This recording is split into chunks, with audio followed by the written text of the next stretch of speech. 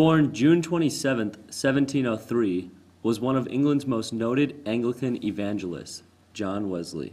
He was most famously noted for his beliefs and active work in the Anglican Church. It was after his death the Methodist traditions were recognized as originating from him and his evangelical way of living. For this reason, Wesley is known as the founder of Methodism. To a Methodist, church consists of a body of people who keep the idea and word of God alive through the spreading of his works. The word Methodist originated from people accusing this group of following a standard form of methods.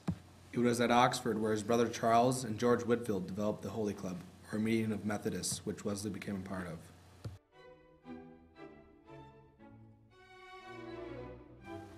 I look upon all the world as my parish. Thus far I mean that in whatever part of it I am, I judge it meet, right, and my burden duty to declare unto all that are willing to hear the glad tidings of my salvation.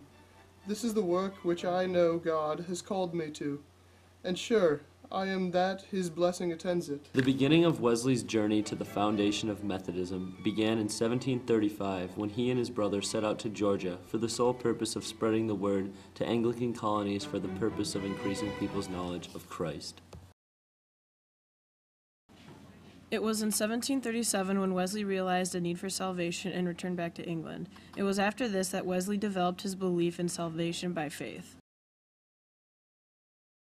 That trip to Georgia was a monumental experience for John Wesley, because on May 24th, 1738, Wesley states that his heart was strangely warmed. After reading Luther's preface to the Romans, after this realization was when Wesley started to change his ways of thinking of the church, partly from his struggles he encountered in Georgia in preaching, and also with knowing that he could find his salvation through his faith.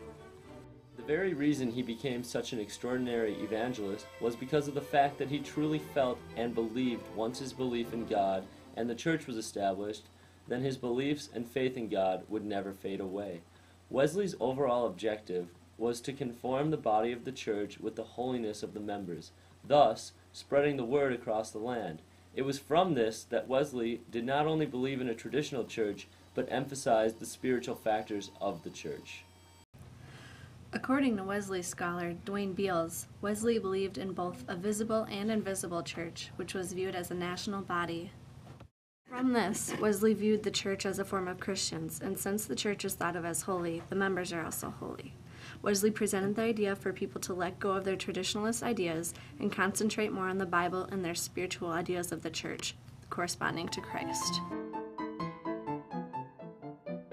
An influence of Wesley's works came from the idea of bishops and presbyters acting as one, and that both have the equal status when it comes to preaching the word. To keep the movement in the church, Wesley encouraged daily communion and thought that the forgiveness of sin occurred through the eating of the bread and drinking wine that represented Jesus' body and blood. He did not believe that communion served its purpose if it was not given by an Episcopal ordained clergyman. Wesley thought of the Lord's Supper as a form of forgiveness. Wesley accepts infant and adult baptism as an entering into the culture of the church. He thought of baptism as an agreement with God to stay faithful to the church, and through baptism, it is the only way to enter into the church of heaven. On February 21st, 1801, John Henry Newman was born in London, England, to an Anglican father and a mother influenced by evangelical views and ideas. Then in 1817, Newman went to Trinity College, and in 1822, he had a fellowship at Oriel College. At this time, both Trinity and Oriel were part of Oxford University. While there, he was heavily influenced by Edward Pusey, John Keble, Hurrell Freud, and many others. These were the main people that formed the Oxford and Tractarian movement.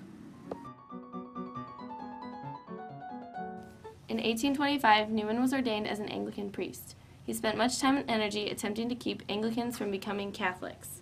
Then, in 1845, Newman was accepted into the Catholic Church, and in 1847 he was ordained as a Catholic priest in Rome. Newman discovered many doctrines taught in the ancient church, more specifically the sacramental system and apostolic succession. These doctrines had been discarded among a number of Anglicans. The apostolic succession preserves the fact that the Christian church today is a spiritual successor to the original body of believers in Christ. The sacramental system in the Catholic Church is a visible sign of God's grace. According to Catholics' views and interpretation, sacraments bring about God's grace through their underlying meaning. They have a strong and precise meaning for salvation.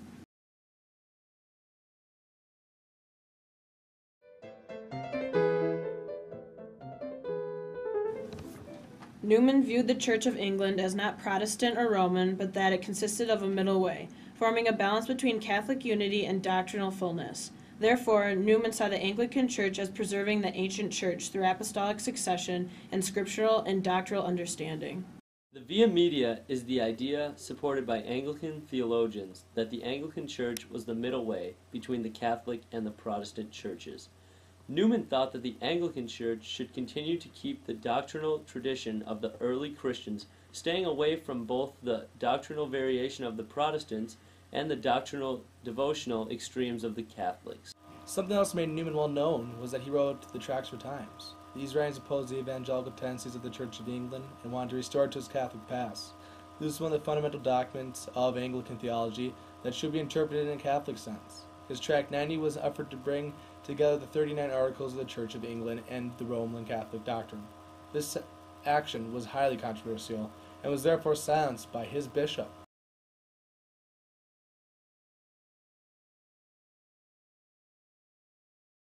In 1879, Newman was appointed cardinal by Pope Leo XIII, and he remained true to his church. Newman then set out to show that the Church of England did not disagree with Rome. There were inconsistencies between the ancient and modern doctrine, so Newman presented the essay on the development of the doctrine, where he explained the theory that Catholic doctrines have not changed in matter, but instead they have been increasing in the clarity of definition. Newman stated that the Church received revelation at once and wholly in the life, death, and ascension of Christ, but God declared that the full meaning and extent of this revelation should only be arrived at the fullness of time, so that the members of the Church might be able to understand the particulars of the doctrine. Therefore, the doctrine of the sacraments developed out of the Eucharist, and the Immaculate Conception arose out of the Incarnation. But the developments make more accurate definitions, not new ones or changes to the doctrines. Newman made the observation that the problem of a Catholic not being able to question his or her creed is absurd, since in order to doubt it, one would have to stop being a Catholic. Professor Donald Byers, a Newman scholar at the University of St. Thomas, stated, "Indeed, Newman would say that it is fair for one to doubt one's faith, but one must always seek to discern what is true and good through prayer, reflection, and reasoning." Newman discussed fear and agreement in religion by taking the examples of the belief in one God, belief in the Trinity, and belief in strict theology in that order. Newman and his associates believed that the sight of devoted clergymen praying or carrying out his duties inside and outside his church had more effect than did a sermon.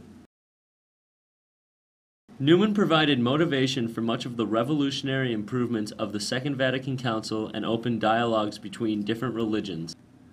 John Wesley and John Henry Newman were leaders and innovators in their respective churches, and their works and legacy still live on today.